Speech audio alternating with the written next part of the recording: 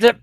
Hola, cage fighting connoisseurs. This is KidNate at BloodyElbow.com. Joined once again by the ineffable, the ineluctable, the ever-interruptible Eugene S. Robinson, author of Something Something and singer of Oxbow, Thin Black Duke, etc., etc. Eugene, what are you about to do here?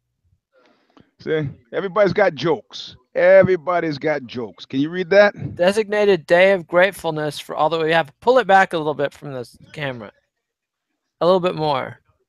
And talk. You need Okay, to talk. right. You see, this is a designated day of gratefulness for all that we have by Eugene. That's very funny. It's a beautiful sentiment, well expressed. Yeah, I guess they feel like I'm not appropriately grateful for all of what I have. I see. Uh-huh. Looks like you got a. Did you get a mob today? Your hair's like, oh, I've never seen your hair this much. Somebody must have tapped you, worked you. No, sadly, no. No. Roger Gracie didn't come in and school you. No, but Helson's name came up today, but no Roger Gracie. I see. I hear he retired. Is he ducking you? I've gotten tapped by Holes, Daniel Gracie, and Hoyce. So I've been tapped by 3 Gracies. I thought Holes Gracie died in a hang gliding accident in the late 70s. Hoyce? Holes. No. The tall one, the really tall one. That's not Holes. Holes was the one who revolutionized everything and then died tragically young. Rolles, the guy who's in the fight book. Let's see. Ah, yes. Holes with no E is the one who died in the late 70s. There you go. All right. Okay. All right. I see. So, all right. So that's all cleared up. And then I avoided Hyen. You ducked Hyen. Yeah, he was like looking at me like this, and I was like, "Hey, nah, bro, no." Nah, I see. Bro. So they are good. That's what you're saying. The Gracies know a little bit about jiu-jitsu. Yeah, they're pretty good. That's controversial, Eugene. But I must have had a bad day 3 separate days. I also got tapped by Caesar. Wow. Frank Shamrock took him out with 1 punch. Yeah, I got tapped by Frank Shamrock too. Wow, you've been tapped by them all. But let's get back to how Roger Gracie's ducking you. Yeah, I didn't say he was ducking me. I see. Eugene doesn't want to. I can't bet you into talking any smack. What is this uncharacteristic respect for your? Hey, guys, show up. That's all I'm saying. I see. I'm afraid of no man, but actually being savagely beaten on the mat. What's the point? I see. I could be at IHOP getting a discounted meal. What's the fucking point? If you lived in civilization, you could be a Waffle House, getting a filthy, disgusting meal. I love Waffle House, man. Don't even start with Waffle House. I just love the atmosphere and the friendly folks. I watched somebody at Waffle House burn 6 waffles in a row, and I was wrapped with morbid fascination. Like, dude kept pouring the batter in, would close it down, would walk off, and then when he would smell it burning, he would smell it burn, he'd come back. Oh, shit. Take it, throw it out, pour another batch. 6 fucking times. I was really pulling for him to go for number 7, but he finally fucking dialed it in. Man. Well, I'm sure whatever drugs he was on were delightful. But, Eugene, we need a disclaimer because we're here for the Care Don't Care preview of UFC Fight Night 114, a.k.a. UFC Fight Night Mexico City, a.k.a. Don't Give a Fuckitude. Yeah, it's pretty bad. I was going to get to the headliners. And this is clearly in the I can't believe it's a headliner. Yeah. Sergio Pettis versus Brandon Moreno, who doesn't. Let's see. He does have a wiki. Okay, he does have a wiki, but what? Who? What? Yeah, exactly. 23-year-old, so they must be hot on the kid. He's undefeated in 3 fights in the UFC, 1 by split decision, but the other 2 by submission. Yeah. Okay. So whatever, man. All right. Yeah. So the general care level is super fucking low. Yes. And especially since the reality. I mean, if you know anything about drug consumption, you would rather have no drugs and bad drugs after having very good drugs. Yes. Last weekend was very good. Why would I want to sully it? For the first time in a long time, I had the old Sunday night. I wish it was still Saturday night and I was watching fights feeling. It's been ages since I had that. And I had to go rewatch Jones. Me too. Up Daniel Cormier. Because the first time I watched it, I was fucking trembling. Like somebody had put his big strong hand on your knee and looked you right in the eye. Not that kind of trembling. Not that kind of trembling. I see. I tell you, some professor did that to me in college. He was like laying on the floor in his apartment. He used to have these student symposiums, and a little mentoring opportunity. The students had left, and he saw me walking by. He goes, "Oh, Eugene, come on in." So I was like, "Sure, come on in." And I'm sitting on the couch. We're watching the news, and he's laying on the floor, leaning against the couch. He's like, turns to his side, and he's looking at me. He goes, "Come on down here on the floor." And I was like, "Oh, I got it. You think this you think this works with this like young college freshman boys that get all trembly and nervous?" So I said, "Sure, bud." Slid down on the floor, and then I rolled to face him. So now we're both on the floor, facing each other, like about this far away. And then the romantic kiss followed. Now my attitude was like, "Yo, bro, make your move." See, you don't know what's gonna happen, do you? You know. And so I'm looking at him like, and then finally he goes, "Yeah, okay. All right, nice talking to you." You dashed his dreams, Eugene. I've been dealing like with pervs forever, so you can't out perv King Perv. How's that possible? That's what he says. Yeah. And that was 19-year-old Eugene. Yeah, 18. 18. You were savvy in the ways of the world. All right, it's like a scene out of Repo Man. Yes. Right. So we've got a shit ton of fights. They're all on Fox Sports 1. Like this last weekend, they have the fight card of the year, and it's on fucking FXX. It was preempted for a Marlins game that got like 200,000 viewers. Like, come on, Fox. Let's not talk about that. Yeah, but anyway, this one has got full Fox Sports 1 coverage because it sucks. Crybabies, bedwetters, grumblers, greedy bread gobblers, work-shy individuals, malingers, chronic complainers. This has less to do with your skills and talents as a fighter and much more to do with the marketing heft and weight that the overlords at WME IMG have put behind you. You don't like being on the don't care list. It's not our fault.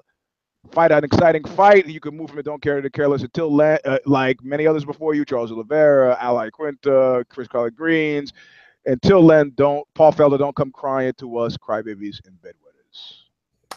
Reasonably well stated, I'd have to say. I mean, you know, given that this like the Spanish Inquisition, nobody expected. I just jumped right in there fast. Just dived right in there. Can you pull your mic away from your face just a tiny bit? You're getting some popping on the P's. How's that?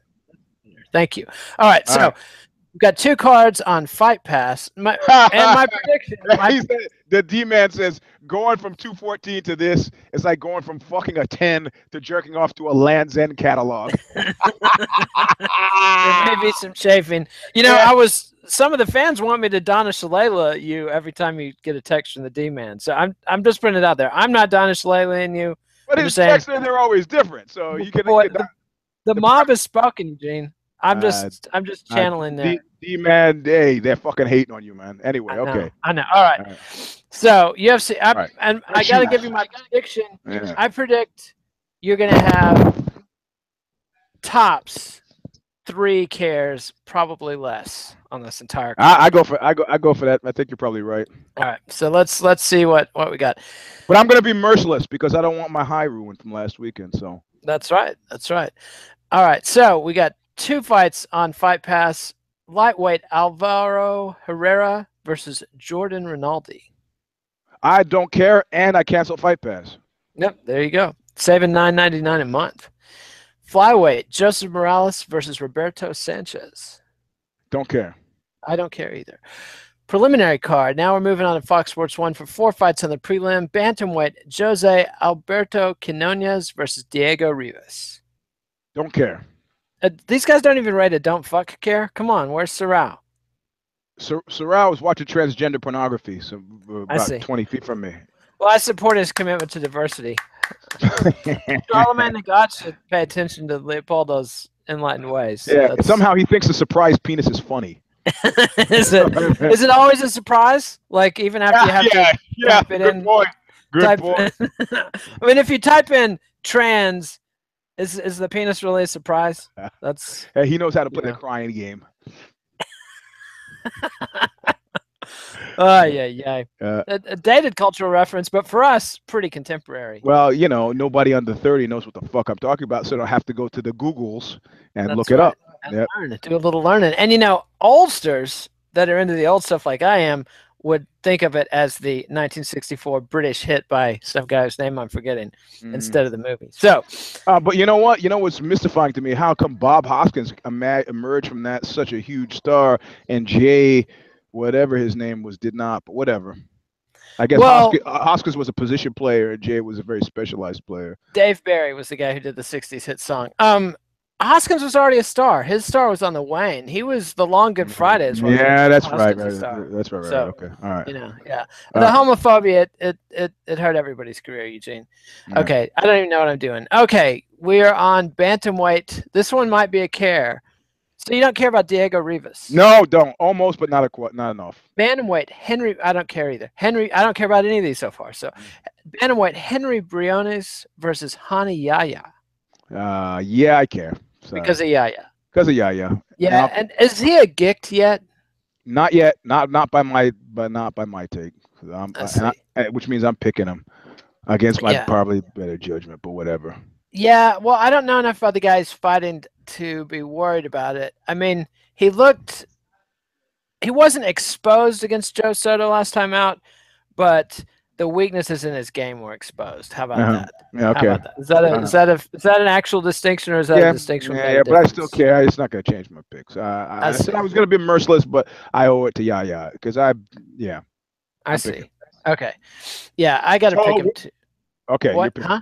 Okay. What? No, I'm just checking to see where you were. Were you going to go? Well, I was going to cheat and look at Briones' Wikipedia article. He's 36 years old. I mean, come on. And he's got he's 1-2 in his UFC run. I think this is a tune-up for Yahya. Yep. Now we've got flyweight Hector Sandoval and Dustin Ortiz. I'm sorry. I'm going to have to fucking knife Dustin in the back. And sadly, this was my third care for you. So, Dustin is getting into gict country. Yep. I mean, he fought, his losses are Benavidez, Wilson Heiss, Jussier da Silva, and now Brandon Moreno. So that's a pretty serious crew of guys. And he beat Zach Makovsky in the middle of that, but it was only by split decision. But I think Dustin Ortiz is it's a tough division. That's, Well, you're a hard-hearted guy. Yeah. Well, I want to keep my high. Yeah. Yep. And then watching this is like a palate cleanser in a bad way. Yeah, I know. It's like drinking orange juice after brushing. I did want to say on If I Did It last night that people were, it was weird. There were a couple like, okay, Cormier cries, and then you had people like, man, I don't want to see fucking fighters cry. Then you had people mocking him because Jones called it and said, you're going to be crying after this fight. Go cry on Kane's shoulder. And then there are people like, look, man, this is a guy who poured it all in. He deserves a right to fucking cry. So you have three solid positions on the crying thing. And I have to go back to the number one rule of manhood insofar as I can see, and that's to shoulder your burdens without complaint. And, if the guy is, crying is like laughing is supposed to be involuntary. If you could stop it, you probably would stop it. So I'm never going to castigate somebody for an honest display of emotion. Even if they're laughing at, say, a horrible racist joke?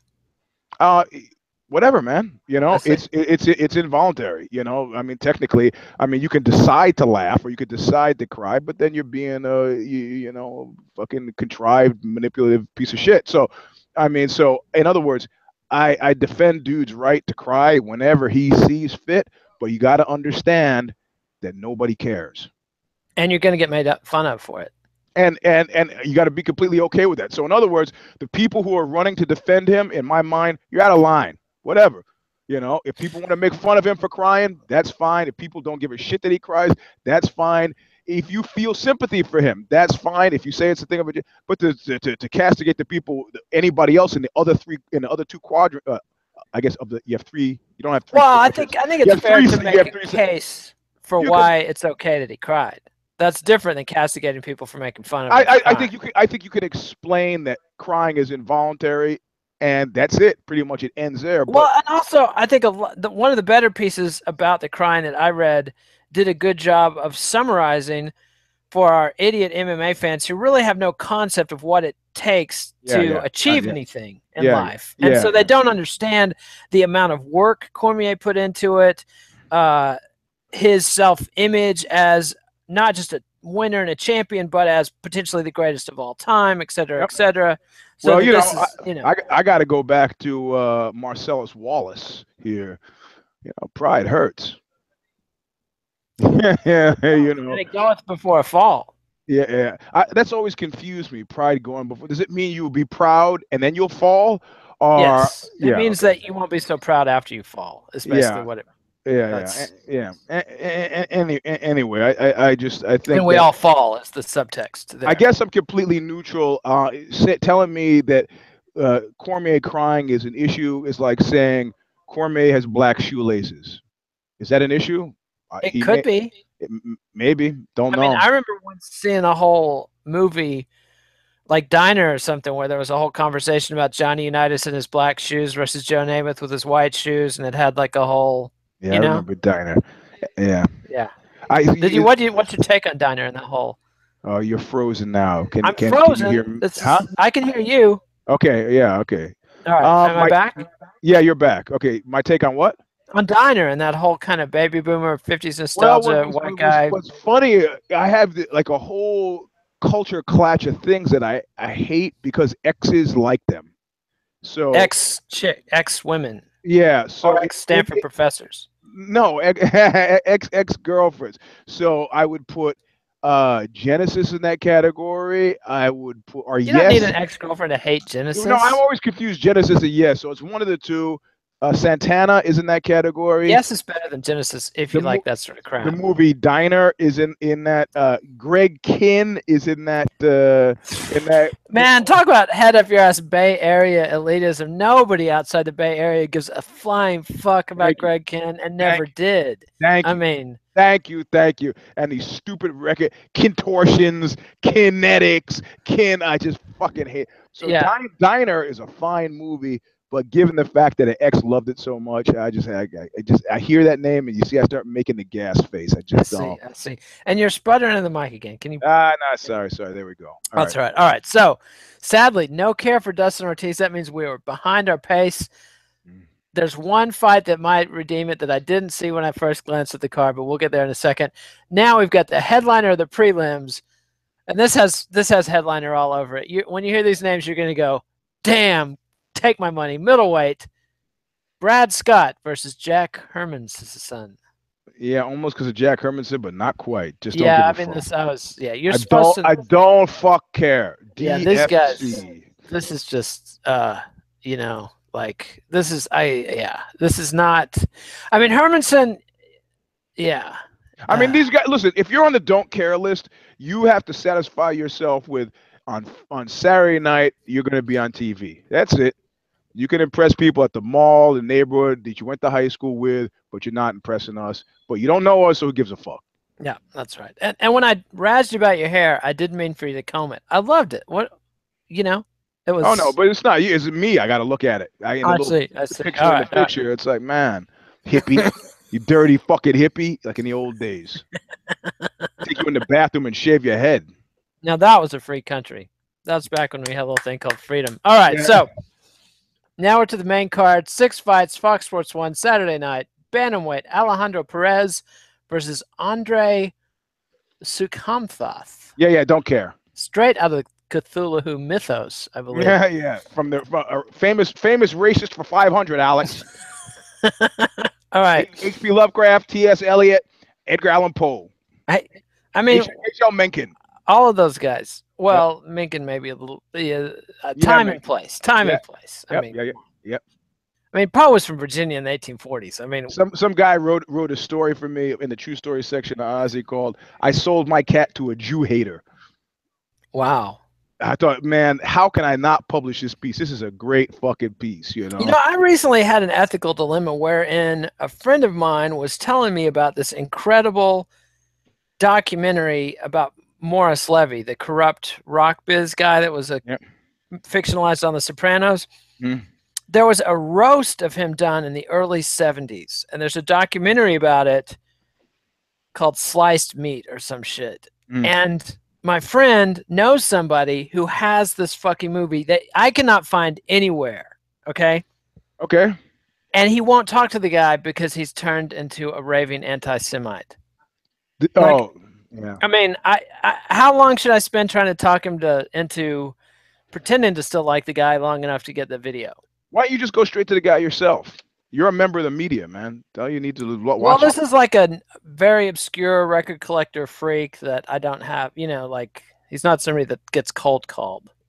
I don't know. I approach people no matter what. I just, hey, I'm Eugene, man. I don't think you know me, Well, but whatever. I mean, maybe okay. How much time should I spend trying to get the dude's contact information out of him? Oh, yeah. Well, it's the internet age. You don't need to. I mean, if you can't, you know the guy's last name? No, I don't know shit. Okay. Except, So you're fucked. All right. So yeah, that's a problem. yeah. Well, I defend people's right. If they don't want to hold truck with violent, virulent anti-Semites, that should be fully within their right. But I mean, that's totally within their rights. But I'm just trying to get my hands on the video. You know, I know, it's like the Ark of the Covenant. What if he had the Ark of the Covenant, Eugene? Yeah, I mean, you care not at all for Nazi Germany and the dead 12 million. It doesn't make a difference to you. Me getting my hands on this video does not in any way impact. Yeah, your video needs Trump, all that, stuff. It's not like I'm giving the guy money. I'm trying to get a copy out of him. I mean, I'm trying to exploit the Nazi, Eugene. I'm trying to take advantage of the Nazi. Like, isn't that a good thing? Huh? Yeah, maybe. Anyway, okay, hold on. Where are we now? We're lost. We're on the we got the opener out of the way. Now we've got this is the one I can't believe that's tucked away at the bottom of this card. Middleweight Sam Alvey versus Rashad. I can't believe I'm on the bottom of this fucking card, Evans. Jesus, that's a big care. Isn't it? I mean, is this a how the mighty have fallen moment or what? Yeah, it pretty much is, and I'm gonna call this for Sam Alvey because if I had already put Rashad Evans in the Lost Battalion shows. Yeah, please if they have it. Rashad Evans has been there for a while, and this is like an earmark of the Lost Battalion. It's the guys in the Lost Battalion. It's not if you're in the Lost Battalion and you take a knee and you just say, or you sit your ass down like, hey man, I'll just wait till fuck it. I'm done. That's an acknowledgement of placement in space. The thing that makes a Lost Battalion, and this is the actual Lost Battalion too, the thing that distinguishes them is their constant and continual attempts to. Don't you mean the time-space continuum? Not to nitpick. No, I don't. Let me finish the thought. No. Is their refusal to acknowledge that they are lost. That's the key. They kept trying to get out, and they got more and more lost, like the Tar Baby story. That's racist. I don't believe you're allowed to even mention that. My father directed a movie called Tar Baby, and Toni Morrison wrote a book called Tar Baby. So whatever. Again, anyway, Richard Pryor has a number of albums that I can't name their titles. Well, that's on you. So anyway, I mean, Bicentennial. Yeah. Rashad Evans constantly continual attempts. You let me finish his thought. Rashad Evans constantly continue kicking against the pricks, resisting the obvious conclusion that he is in the Lost Battalion, makes him more Lost Battalion than ever. And he's not winning this fight. I'm sorry. It seems. I mean, solely on the basis of where his head is at, and not. I mean, the second he starts to have any problems, he's gonna spiral downward in this fight. He's gonna be, oh my god, I'm losing. Oh my god, I can't. He's lost 3 straight and 5 out of his last 7.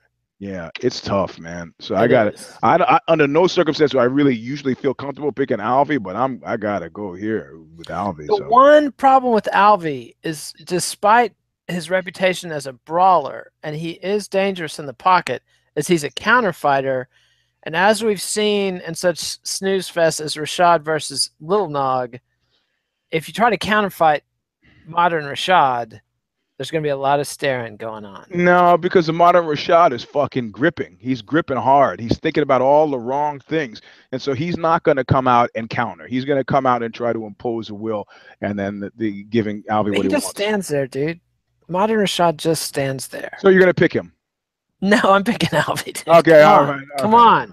Oh, and tying Soukhamthath back to H.P. Lovecraft, he's also from Rhode Island.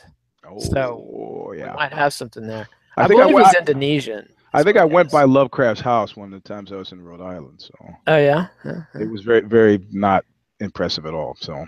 No, I mean it was faded gentry, I believe is the term. All right. There's a better adjective for gentry, but anyway, featherweight Martin Bravo versus Humberto Bandenay. Can you believe Rashad is opening for these guys? Like, well, I don't care. So yeah, how's that? no, I don't care about this one either. All right, welterweight Niko Price against Allen, the handsomest man in MMA, Jouban. Oh, you know what? I'm merciless on this one, man. Under normal circumstances, because of Jouban, I would say yes. But you know, I've seen him lose in recent memory. The handsome thing doesn't fucking fly with me enough to get my ass in the chair and then ruin my high from last week. So fuck him. I don't care. Ouch. I don't care either. And I don't care about the previous one. I do care about Alvey versus Rashad, and I picked Alvey. Yep. Now we've got women's strawweight Honda Markos versus Alexa Grasso. Ooh, I almost care because of Markos, but she's also disappointed me in recent memory as well. So guess what? I don't care. Yep. I mean, I love her story and the pedigree, but you know, she just has it. You know, she's disappointed. She's laying down with fighters who I in general feel like are not turning out the most impressive outcomes, if you know what I mean. Yeah. And her last win was a split that was kind of bullshit. Yep. But she's Chaldean or Chaldean. Huh? Yeah, it's pretty nice. Ethnicity. Yeah. All right, now we come to the main event again with I can't believe this is a main event. Sergio Pettis, flyweight versus Brandon Moreno. I don't give a fuck, man. I know, and you know, and the thing is, they're trying to push Moreno here because I think they're pretty sure he's going to beat Pettis. I could be wrong. Pettis got 3-fight win streak going, so he's kind of redeemed himself. But Moreno undefeated in the UFC. Multiple performance of the night fights, only 23, just like Sergio.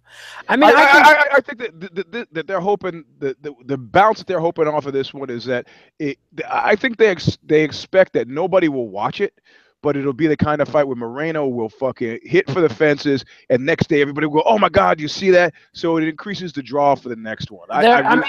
This is part of a trend in the last couple of years of putting lesser-known fighters on in the headlining slot, which in abstract I approve of wholeheartedly.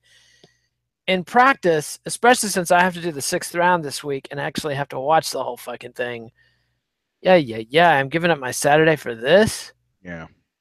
7 hours of this, and not just like it's not going to be like a pay-per-view where there's no commercials. It's going to be Fox Sports 1 larding it up, and there's no strategy to this besides give us money now and we'll give you content that will draw better than your shit network draws with minor league baseball or minor league, the Marlins, whatever, so yeah. Well, I'll be at a pole competition in Los Angeles. So a pole competition, like nationals, pole dancing. Pole dancing.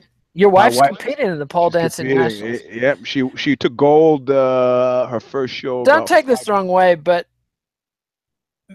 married women doing pole dancing as like a competitive sport thing is like that's what killed belly dancing, Eugene. Don't you realize that's what killed belly dancing? Yeah, well, there's a difference between the married woman and my wife. I see. Well, she's lovely, talented, and everything. I'm just telling you, it's not the same as if she was some, coked out single mother making a series of bad decisions. Well, she married me, so you can't get any bad decision than that. So, like, what's her go-to? Is some scissors kick? Does she do a lot of upside down work? Like, I don't know, shoulder mounts and dropping off the thing and the revolving, and she's doing all the aerial art. So she's doing lira, the hoop and silks, and then the hammock and all that. And actually, there's a circus performance coming up in September that she's got to do, but I got to go there. She sat through enough Brazilian Jiu-Jitsu competitions where I can complain not at all. I see. Not a fucking. But is she focused on the gymnastics and the aesthetics, or is she trying to make it rain, baby? No, she's a dancer. She comes from dance and likes the athleticism. See, that's the thing. That's what I'm talking about. Women are killing pole dancing, Eugene, just like they did belly dancing. You're right. These things have migrated from being like sexy things to things that are like athletic. Patriarchy is barely hanging on by the skin of its teeth. Well, there's a woman I know who's a porn star, and she's like a queer identified porn star. I called her a lesbian porn star, and she got really angry. I go, well, I interviewed her, and she goes, she goes, I like dick, but I have sex with women on film. I was like, okay, I got it. So you're a queer identified performer, and she tried to get a gig at the premier strip club in San Francisco called the Gold Club, and she was outraged that they didn't want her, right?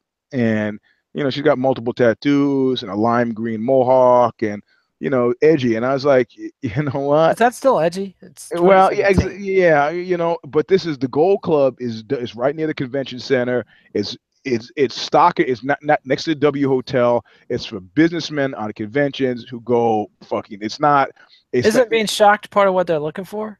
No, I mean, you know, and then people like commiserating on her site, like, yeah, we need to start a strip club for like lesbians. Right? You're missing the fucking point. Yeah, the point. Nobody's coming because they're trying to appreciate your artistic fucking statement, man.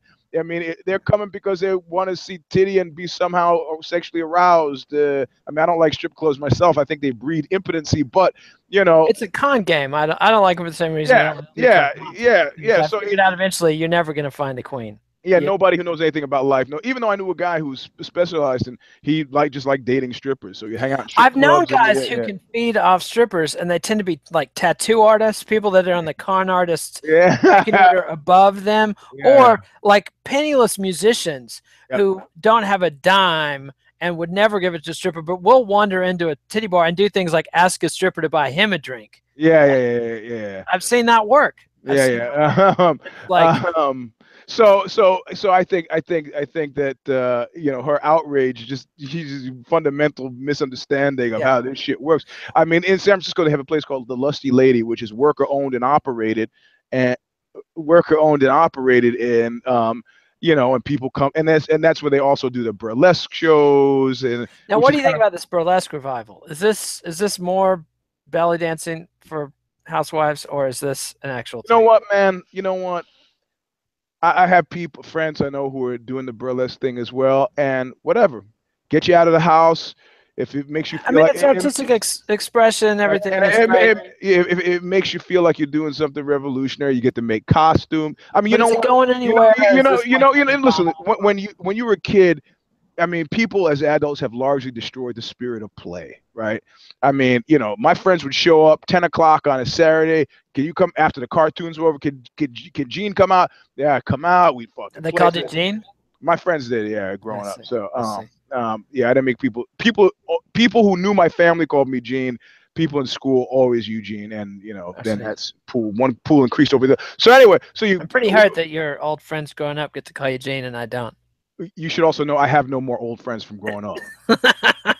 So you know, you play, and adults don't have that, man. They go to work, they go home. If they have a partner, they have sex, and then after it's 10 years in, they have sex dispiritedly. It's a drag. So if people want to play, they get to make costumes, they get to pick music, they get to do whatever. Who am I?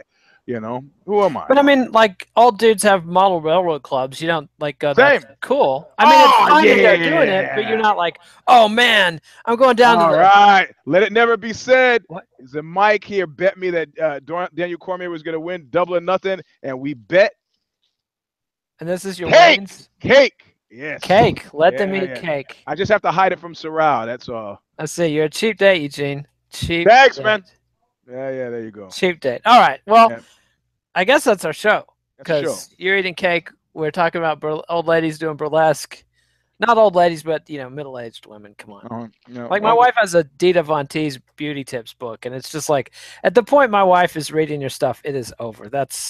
You're on super fucking thin ice right now. I'd stop talking if I were you. Well, she doesn't watch the show. And also, I mean, she knows she's not a hipster. Like, you know, we're talking about sexy. Oh, I mean, some of the tips are lovely. My wife's lovely, and some of the makeup tips and stuff seem to be quite practical. But the point I'm making is when your audience has segued from horny dudes to... If somebody says, is your wife sexy? And you go, she's lovely, you're going to be in trouble. No, my wife is red hot.